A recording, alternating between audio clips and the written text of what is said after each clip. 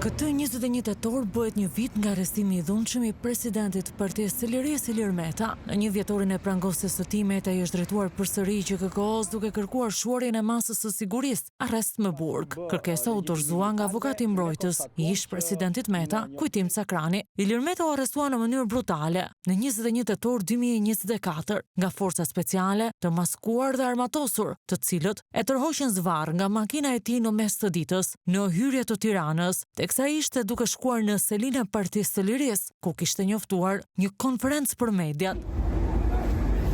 Arrestimi I dhunshëm I Metës ngjalli reagime të shumta nga radhët e opozitës, shoqërisë civile, ekspertëve të jurisprudencës, të cilët e konsideruan atë hakmarrje politike dhe në shkelje ligjore. Vetë ish presidenti I vendit dhe I Partisë së Lirisë Ilir Meta e cilësoi arrestimin të palishëm, ndërsa së fundmi, avokati I popullit evidentoi se arrestimi I Ilir Metës është bërë në shkelje të drejtave të njerëzit. Edhe vetë kreu I SPAK-ut Altin Dumani ka pranuar se arrestimi I Metës linte për të dëshiruar.